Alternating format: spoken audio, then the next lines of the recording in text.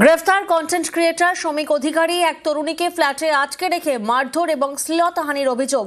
2রা ফেব্রুয়ারি রাত 9টা থেকে পরের দিন বিকেল পর্যন্ত আটকে রেখে নির্যাতনের অভিযোগ, সেই সঙ্গে প্রাণে মারারও হুমকি। বেহালা থানায় ধর্ষণের অভিযোগ তরুণীর। অভিযোগের ভিত্তিতে গ্রেফতার কন্টেন্ট ক্রিয়েটর।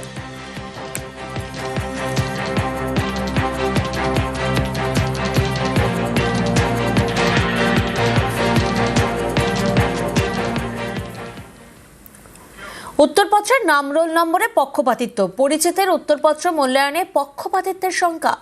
কিভাবে পরীক্ষার্থীর নাম রোল নম্বর গোপন? স্কুল শিক্ষা দফতরের থেকে উত্তর তলব হাইকোর্টের। পরিচয় গোপন রাখার দাবিতে জনস্বার্থ মামলা। 3 সপ্তাহ পর ফের এই মামলার শুনানি।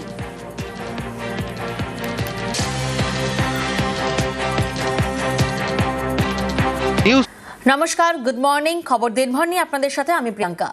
রাজ্য সরকারি কর্মীদের বকেয়া ডিএর 25% এখনই মেটাতে হবে। বাকি 75% ডিএ কিভাবে মেটানো হবে তা ঠিক করবে 4 সদস্যের কমিটি। 31শে মার্চের মধ্যে বাকি 75%-এর প্রথম কিস্তির টাকা মেটাতে হবে, নির্দেশ সুপ্রিম কোর্টের। আর এবার রিভিউ পিটিশন করতে পারে রাজ্য। রাজ্য সরকারি কর্মীদের বকেয়া ডিএ মামলা। বৃহস্পতিবার সুপ্রিম কোর্টের বিচারপতি সঞ্জয় করল এবং বিচারপতি প্রশান্ত কুমার মিশ্রার বেঞ্চ জানিয়ে দিল, ডিএ আইনি অধিকার। রাজ্যকে এখনই বকেয়া ডিএর 25% মেটাতে হবে। বাকি 75% ডিএ কিভাবে মেটানো হবে তা ঠিক করবে 4 সদস্যের কমিটি। এই কমিটির নেতৃত্বে থাকবেন সুপ্রিম কোর্টের অবসরপ্রাপ্ত বিচারপতি ইন্দু মালহোত্রা। 6 মার্চের মধ্যে কমিটি সিদ্ধান্ত নেবে। বাকি 75% ডিএর প্রথম কিস্তির টাকা দিতে হবে 31শে মার্চের মধ্যে। এই 75% ডিএর টাকা কিভাবে মেটানো হবে তা নিয়ে 15ই মের মধ্যে সুপ্রিম কোর্টে রিপোর্ট দেবে রাজ্য। মামলা চলাকালীন যারা চাকরি থেকে অবসর নিয়েছেন তারাও ডিএ পাবেন। 25% ইন্টারিম অর্ডারের কথা বলা হয়েছিল, সেটা ইমিডিয়েট দিতে হবে। কমিটি যে কাজটা করবে তার মধ্যে কমিটি যে রিপোর্টটা তৈরি করবে, পার্টিকুলারলি স্টেটের কত ফিনান্সিয়াল ডেফিসিট আছে এবং কিভাবে ইমপ্লিমেন্টেশন করে টাকাটা দেওয়া হবে, এই রিপোর্টটা 6 তারিখের মধ্যে তৈরি করতে হবে, 6 মার্চের মধ্যে। আর এর পরে যে বাকি যে টাকাটা আছে, মানে হিসেব মতো 75% টাকা, তার প্রথম ইনস্টলমেন্টটা 31 মার্চে দিতে হবে এবং কমিটি ওই রিপোর্টটা 16 মে সুপ্রিম কোর্টের কাছে জমা দেবে। 15 মে 25% এরিয়ার দিয়ে প্রথমেই দিয়ে দিতে হচ্ছে, এখনই দিতে হবে। তারপরে কমিটি যে ডিসাইড করবে total amount to be paid, তার মধ্যে ফার্স্ট ইনস্টলমেন্টটা 31 মার্চ 2026-এর মধ্যে করতে হবে এবং টোটাল অ্যামাউন্ট কত পেড করতে হবে এবং ইনস্টলমেন্ট কি হবে সেটা 6 মার্চ 2026-এর মধ্যে ঠিক করতে হবে। সুপ্রিম কোর্টের এদিনের নির্দেশের পর রিভিউ পিটিশন করতে পারে রাজ্য। এখন রাজ্য সরকারি কর্মীদের 18% হারে ডিএ দেওয়া হয়, আর কেন্দ্রীয় সরকারি কর্মীদের প্রাপ্ত ডিএর হার 58%। কেন্দ্র এবং রাজ্যের ডিএর ফারাক 40%। এখন রাজ্য সরকারি কর্মী এবং পেনশনভোগীর সংখ্যা প্রায় 10 লক্ষ। তাঁদের ডিএ বকেয়া রয়েছে 2009 সালের 1 জুলাই থেকে 2019-এর 1 জানুয়ারি পর্যন্ত। এই বকেয়া ডিএর পরিমাণ 40,000 কোটিরও বেশি। অর্থ দপ্তরের হিসেব অনুযায়ী শীর্ষ আদালতের এদিনের নির্দেশ মেনে 25% বকেয়া ডিএ মেটাতে 10,000 কোটি টাকারও বেশি খরচ হবে। নিউজ 18 বাংলা। ডিএ দিতে আগেই রাজি হয়েছিল রাজ্য সরকার। গত বছরেই সুপ্রিম কোর্টে জানিয়েছিল বকেয়ার 25% ডিএর টাকা জমা রাখা হোক। এবার সেই 25% টাকায় দ্রুত মিটিয়ে দিতে বলেছে সুপ্রিম কোর্ট।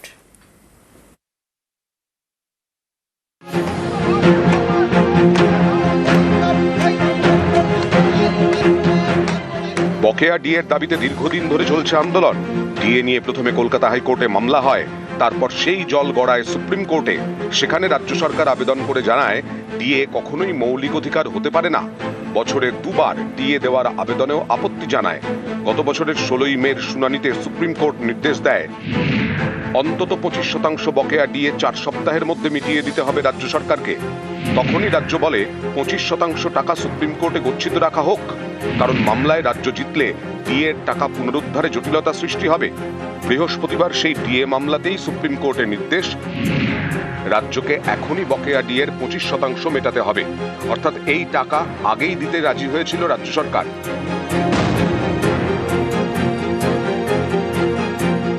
বৃহস্পতিবার ডিএ মামলায় রায় দিতে গিয়ে সুপ্রিম কোর্ট বলল না ডিএ মৌলিক অধিকার।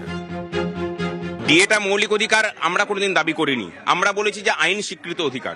মৌলিক অধিকারের চর্চাতে আমরা কোনোদিন থাকিনি, এবং সেটাকে কিন্তু আমরা প্রথমেই বলেছিলাম যখন সুপ্রিম কোর্টে এই মূল মামলা শুনানি হয়, তখন বেঞ্চ একদিন সমস্ত পক্ষকে নিয়ে পরে বলেছিল যে মৌলিক অধিকারের কিনা সেটা নিয়ে শুনানি হলে পরে সেই শুনানিতে আপনারা রাজি আছেন কিনা। আমরা বলেছিলাম যে না, মৌলিক অধিকারের নিয়ে কোনো চর্চাতে আমরা যাচ্ছি না, কারণ সেটা তাহলে হলে আবার হায়ার বেঞ্চে চলে যাওয়ার সুযোগ আছে। রূপা 2009 নিয়ে এই মামলা ছিল, সেখানে স্পষ্ট করে প্রভিশনে লেখা আছে যে দিতে হবে আইসিপিআই মেনে, এবং সেই অনুযায়ী এটা স্বীকৃতি লাভ করেছে। আমরা বলছি যে আইন স্বীকৃত অধিকার, যেটা হাইকোর্টের ডিভিশন বেঞ্চ বলেছিল বা সুপ্রিম কোর্টও আজকে যেটা বলেছে যে লিগালি এনফোর্সেবল রাইট, এটা নিয়ে কোনো সন্দেহের অবকাশ আর রইল না।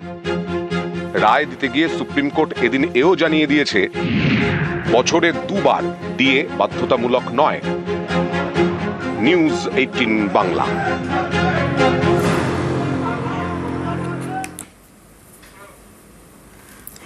ডিএ নিয়ে কমিটি গঠন। রাজ্যের মুখ্য সচিবের নেতৃত্বে 5 সদস্যের কমিটি গঠন। সুপ্রিম কোর্টের ডিএ রায়ের কপি রিভিউ করা হবে, আইনজীবীদের পরামর্শ নেওয়া হবে জানালেন মুখ্যমন্ত্রী। মুখ্য সচিবের নেতৃত্বে তৈরি কমিটি রায় খতিয়ে দেখবে, কমিটির পরামর্শ অনুযায়ী কাজ করবে সরকার, মন্তব্য মমতার। আমরা এখনো রায়ের কপি হাতে পাইনি, আমাদের স্টাডি করতে দিন। সেই জন্য আমরা এটা স্টাডি করে লয়ারদের সাথে কথা বলে আমরা অলরেডি একটা নেক্সট কোর্স অফ অ্যাকশনের জন্য একটা কমিটি তৈরি করেছি চিফ সেক্রেটারির নেতৃত্বে। তারা এটাকে স্টাডি করবে, রিভিউ করবে, এবং ওরা তো মে মাস বলেছে। তার আগে আমাদের তো 5 জনের কমিটি করে দেওয়া হয়েছে, এবং তারা কথা বলে তারা যেভাবে বলবে আমরা সেভাবে চলবো। শুনুন, অনেক রাজ্য আছে, কোনো রাজ্যে পেনশন পায় না, একমাত্র বাংলা পায়। সরকারি কর্মচারীরা ক্যাশলেস বেনিফিট কোথাও নেই, একমাত্র পশ্চিমবাংলায় আছে। পশ্চিমবাংলা যে সুযোগ পায় কেউ পায় না। আমি যদি পেনশনটা না দিই আমার কত টাকা বেঁচে যায় বলুন তো? কিন্তু পেনশনটা না দিলে যারা পেনশনের উপর নির্ভরশীল তারা কি করবে? ভোটের আগে ডিএ মামলার রায়ে রাজনীতির চর্চা।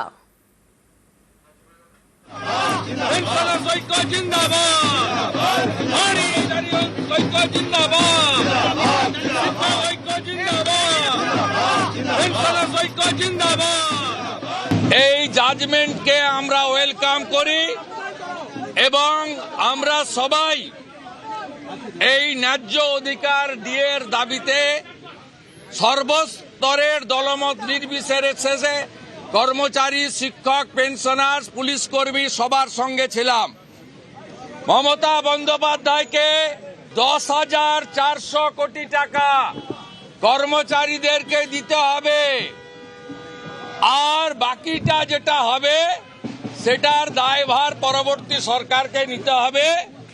এবং ভারতীয় জনতা পার্টি কথা দিতে পারে, বিজেপির সরকার এলে, বিজেপির সরকার আপনারা আনলে আমরা সুপ্রিম কোর্টের জাজমেন্টকে মর্যাদা দিয়ে আপনাদের সুপ্রিম কোর্টের যে রায় তাকে কার্যকর করব।